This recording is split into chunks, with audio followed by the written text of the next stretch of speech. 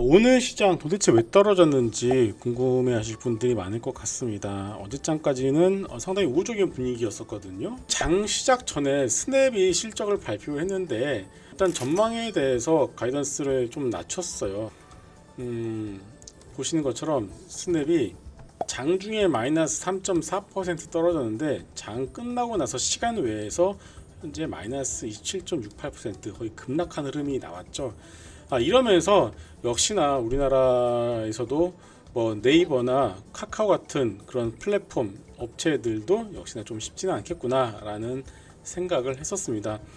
네이버 오늘장 마이너스 4% 이상 밀리면서 다시 한번 신저가를 경신을 했고요.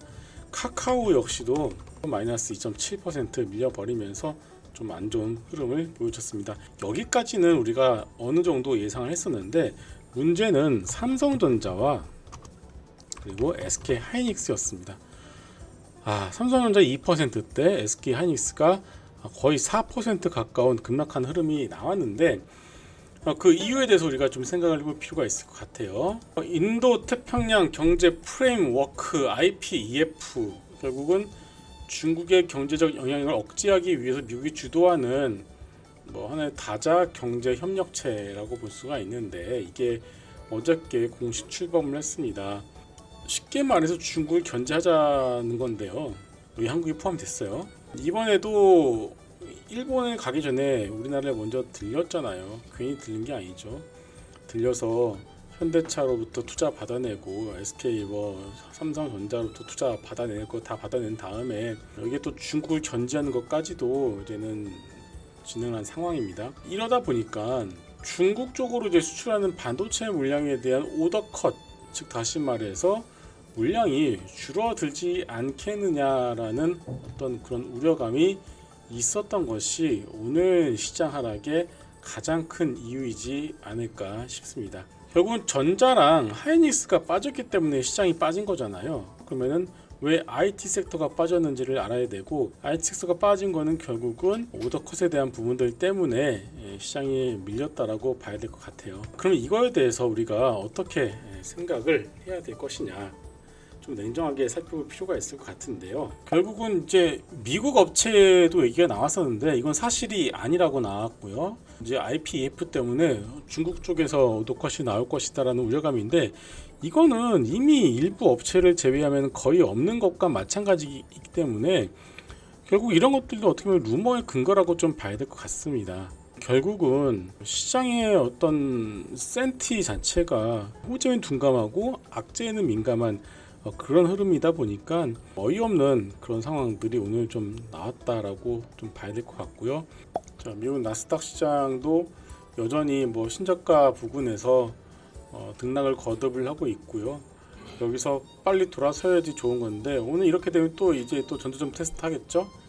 이렇게 되다 보니까 결국은 이런 리스크를 좀 회피하고자 하는 물량까지 겹쳐지면서 시장은 좀 급락하는 흐름으로 나왔다라고 좀 봐야 되지 않을까 싶습니다. 다만 오늘 시장 계속 눌러댔었던 외국인 선물들이 장 마감 직전과 직후에 보시는 것처럼 빠르게 4,699억까지 왔던 선물이 1,300억까지 줄었기 때문에 거의 한 3,000억 가까이를 일단 다 돌려 세웠어요. 일단은 추세적으로 이거를 하락세로 본다라기보다는 선물의 어떤 플레이로만 시장이 오늘 하루 종일 좀 좌지우지 되었다라고 봐야 될 것 같고요.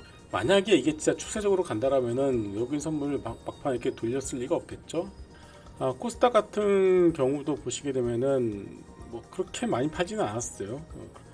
오히려는 장 막판 쪽에서는 3시부터는 소폭이나마 순 매수를 좀 보여주면서 조여세는 모습도 나왔고요. 다만 이제 코스피 같은 경우는 순 매도가 클 수밖에 없는데 당연히 이 금액 다 뭐겠죠? 전자랑 하이닉스겠죠. 일단은 오늘 시장의 하락 이유는 여러 가지 이유가 있겠지만 IPEF에 대한 어떤 시장의 우려감, 제2의 사드 사태가 이 IT 섹터에서 나온 것 아니냐라는 그런 우려감들이 가장 컸는데 역시나 루머일 가능성이 가장 높을 것 같고요. 화장품 같은 경우에는 여러분들 우리가 2015년도에 사드 맞으면서 화장품 섹터 보시면은 자, 아무래도 보시다시피 잘 나가다 2016년도 사드 맞으면서 작살이 났죠. 그런데 이번에는 또 이 다를 수밖에 없는 게 화장품은 자기네 자체 브랜드로 대체를 해도 되고 우리 게 아니면은 뭐 해외 유명 브랜드들 많잖아요. 쓸 때가 많은데 반도체는 솔직히 미국 거, 우리나라 거, 대만 거 아니면 누구 거 쓰겠어요. 결국 중국 입장에서는 반도체를 대체할 수가 없는 나라가 없어요. 그래서 이런 오더 컷에 대한 부분들은 오히려 좀 설득력이 떨어지고 만약 이것이 설득력을 가지려면은 결국은 경기 침체, 경기 둔화에 따른 전방 산업에 대한 수요 감소가 가장 큰 이유라고 이렇게 얘기하면 오히려 오케이 라고 좀 봐야 되지 않을까 싶습니다. 자, 전략을 말씀을 드리게 되면은 오히려 오늘 해외 증시가 급락이 나온다라면은 오히려 시장은 오히려 환호하지 않을까 싶어요. 이거 무슨 말이냐 할 수 있겠는데 현재 구간에서 야 이거 되게 애매한데 들어가고 싶어도 못 들어가고 있었던 그런 수급 대기 수급들이 상당히 많습니다. 이런 수급들이 나스닥 시장이 제발 한 번만 더 급락만 나와주기를 기다려주고 있어요. 그러면은 결국은 나스닥 시장은 밀리면 밀릴수록 바닥을 잡을 가능성이 높고요. 우리나라 코스피 같은 경우에도 결국은 이거 2500포인트까지 간다 손 치더라도 이것을 지지를 하거나 오히려 이 2500포인트 언저리 부분에는 강한 지지가 될 가능성이 높다라고 저는 보고 오히려 밀리면 밀릴수록 지금부터는 저가 매수에 나서는 것이 맞지 않을까 싶습니다. 자, 너무 걱정들 하지 마시고요. 자, 어차피 지금 지수대 이미 5월 초부터 다 견뎌냈었던 지수대입니다. 그래서 지금부터는 여러분들 너무 걱정하실 필요 없고 이미 맞으신 분들은 다 맞았겠죠. 여러분들이 뭐 현금 마련할 필요는 없을 것 같아요. 지금부터는 가지고 있는 금 갖다가 내려갈 때마다 매수에 나서는 것이 맞다라고 저는 생각을 합니다.